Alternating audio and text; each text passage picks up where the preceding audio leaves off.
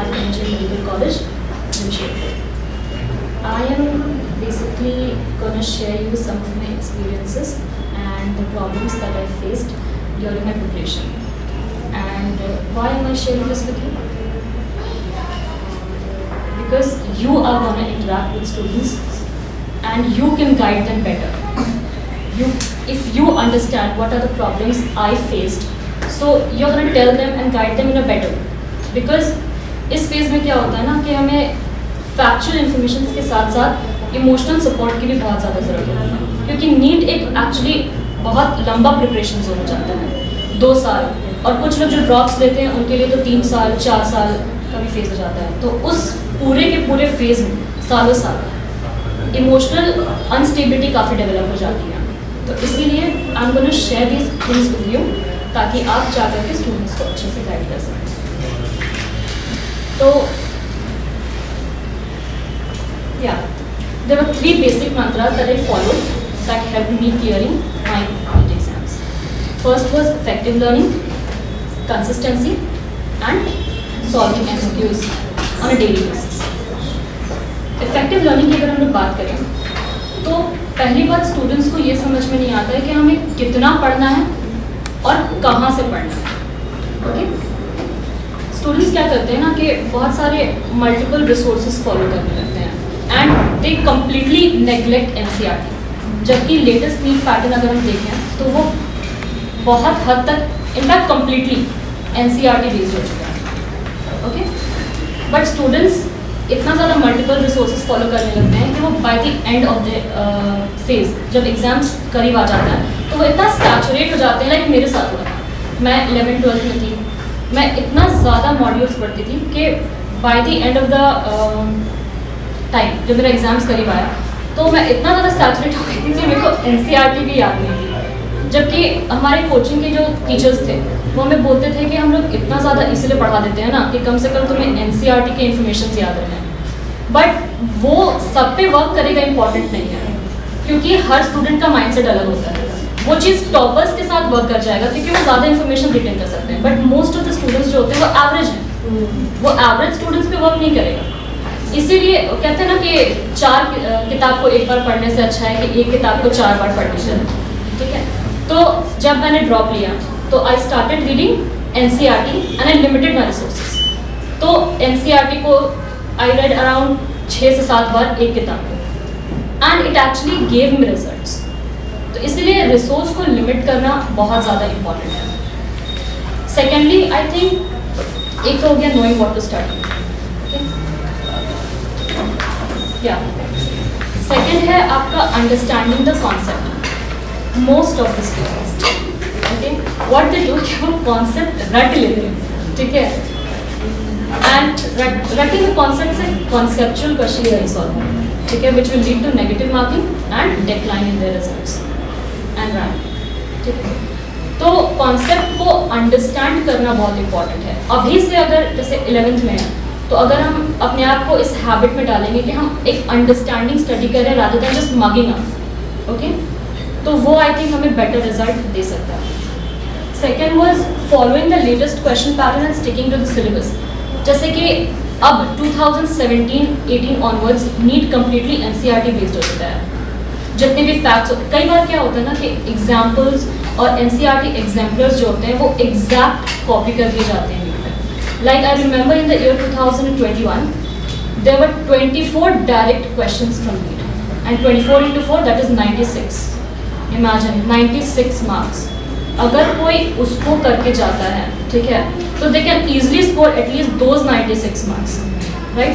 And 96 marks में कितना ज़्यादा रैंक डिफरेंस आ सकता है वो तो आप सब समझ ही रहे हैं. ओके, तो इसीलिए लेटेस्ट क्वेश्चन पैटर्न्स को फॉलो करना बहुत ज़्यादा इंपॉर्टेंट है. और वो कैसे समझ में आएगा? PYQs में. Okay, last is quality studying rather than quantity.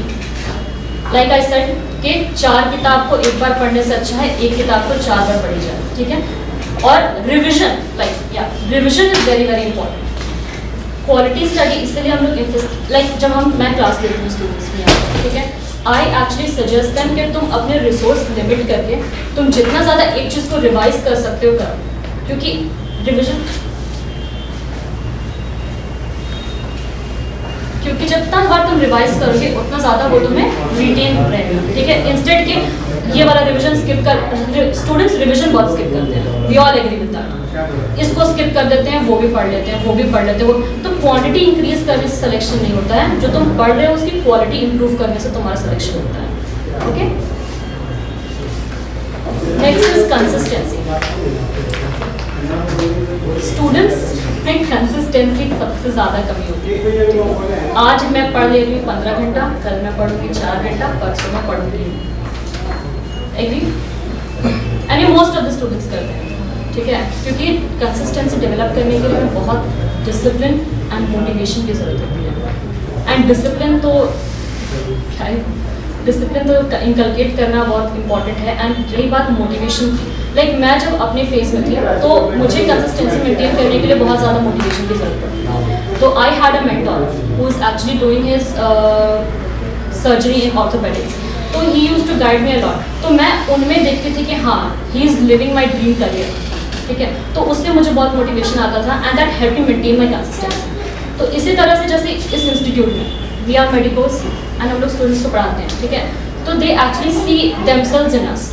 And उस रही बीच क्लास में लोग क्या करते हैं ना कि we try to share quite funny stuff that's happening in our class labs में, तो वो उनको काफ़ी मोटिवेट करता है टू मेंटेन कंसिस्टेंसी, ओके।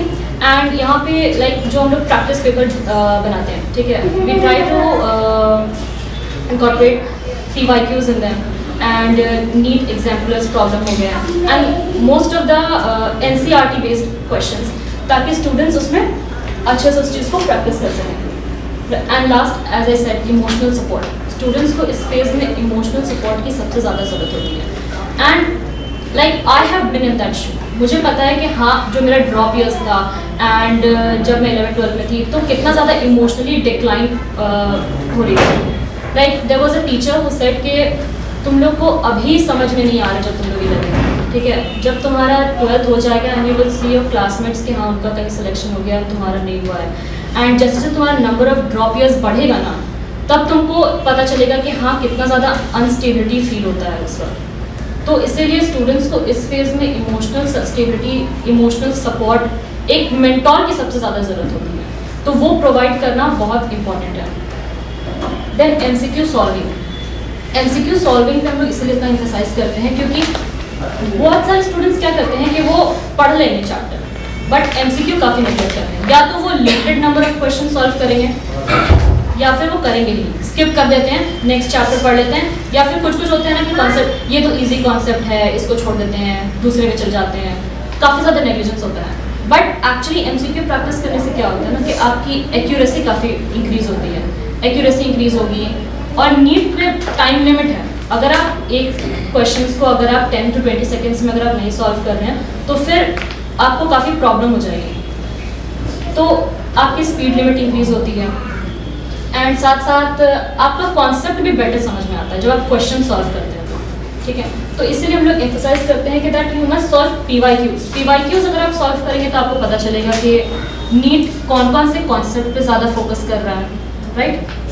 तो उसके बाद आपकी एक्यूरेसी इंक्रीज होगी एंड जो टफ कॉन्सेप्ट्स हैं उसका भी अंडरस्टैंडिंग इंक्रीज होगा। And then daily question practice, या एज आई बीन सेइंग कि नीट का जो जर्नी है वो काफ़ी ज़्यादा लंबा हो जाता है, 2 साल 3 साल 4 साल। एंड जो ड्रॉप लेना शुरू करते हैं ना उनका तो आप रहने दो, ड्रॉप ईयर्स का तो काउंट ही नहीं है फिर। Like it is said NEET is not a sprint race, it's a marathon, sir जैसे हम लोग को बोलते हैं, ठीक है।